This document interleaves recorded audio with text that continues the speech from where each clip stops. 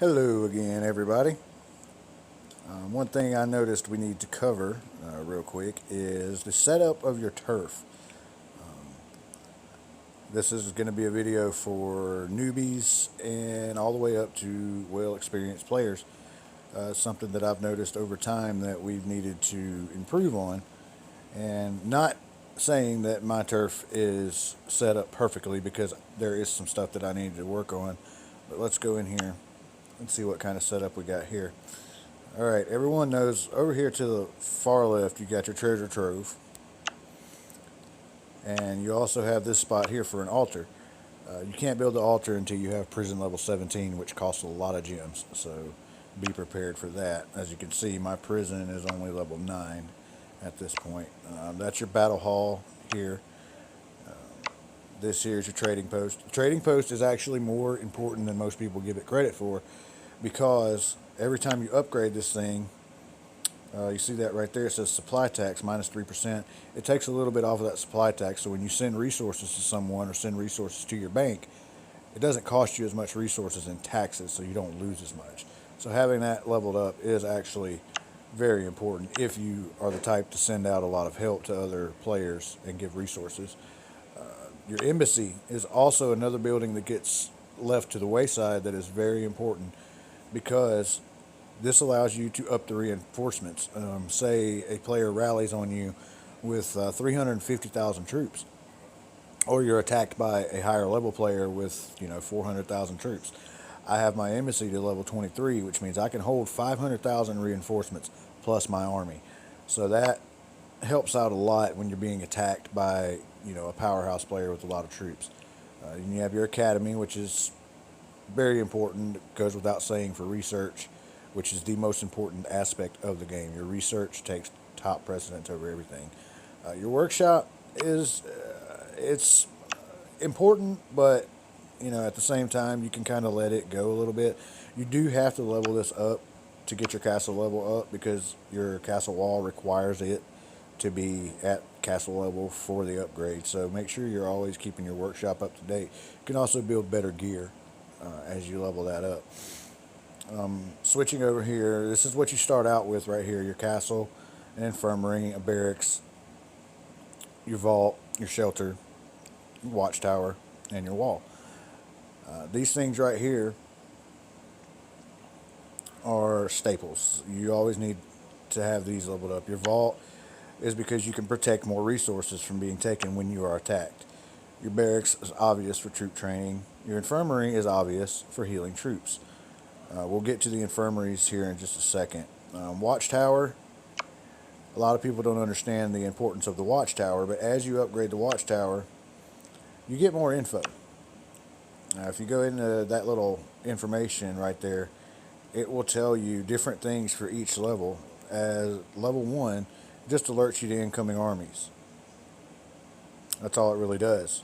And when you get down here to 25, unlocks Fortify button. Quickly bolster your defenses for an impending siege battle and lower your enemy's power. It really helps to have this thing leveled up because it tells you a lot more. With each level, you get more info on who's invading and what. Like at mine right now, I can see the rank and grade of heroes in the enemy's army, and it also tells me the troop count that's coming at me. So if I want to shelter and take the attack, if I want to throw up a shield and deflect it, or if I want to pull everything out of the shelter and try to tank it, it gives me that option knowing how many troops they're sending. So that's very important to keep that up. Next are your resource buildings. Here's where a lot of people have the main problem is their resource buildings. As you can see, I've got one farm right here, and that's only for my levels. My food, it's at absolute 0. I have plenty in my bag, or I can go harvest if I need it for an upgrade. Now, here's the thing. A lot of people try to make 7 or 8 farms. It's really pointless. All you're doing is wasting space. What you can do is you go through here. You see what I've done here. I've maximized my ore and stone production because that's what it takes to make troops. I've also maximized lumber production because that goes into building upgrades. especially infirmaries. Infirmaries take a lot of timber. So you're going to need to keep all three of those resources up. Food is a non-issue. So if you're building your turf right now and you're not to the point of no return, then what you really need to do is go through your turf once you have all these unlocked by beating all the skirmishes. You want to go through all of these and make sure that you're leveling out all of your resource buildings and just forgetting completely about the farms. If you've got more than one farm, please do me a favor and destroy them now. There's no need to have those. Now, on these up here, this is where the subject of debate comes in a lot. Let me minimize everything so we can see better here. This is where the subject of debate comes in a lot because you can have a balance between infirmaries and manors. A lot of people like to build more than one barracks. As you can see, going through my turf here, there's really only one need to have one barracks. At this point right here, I can go in and I can make 2,525 troops. And it takes me 10 hours and 56 minutes to do so. If I have another barracks, say here, in this spot, then I can make 5,050 troops, but it will take me 26 hours? Takes 10 hours and 26 minutes. So say 11 hours. It'll take me 22 hours to make all of that. So it's almost a day. So I'm actually, it's really just a trade-off. Do you want to train more troops faster? Or do you want to spend all day to get one batch of troops? Me, I like to get 2 or 3 batches of troops in one day. So that's why I do mine that way. And that is really the best setup. Everybody that knows what they're doing, they will tell you that that is the best way to set it up, just one barracks. Now, the next part is where the subject of debate is, and that's manors versus infirmaries. And let's see why that is. All right, a manor, it gives you might, as all buildings do, gold production, gold storage, and training speed.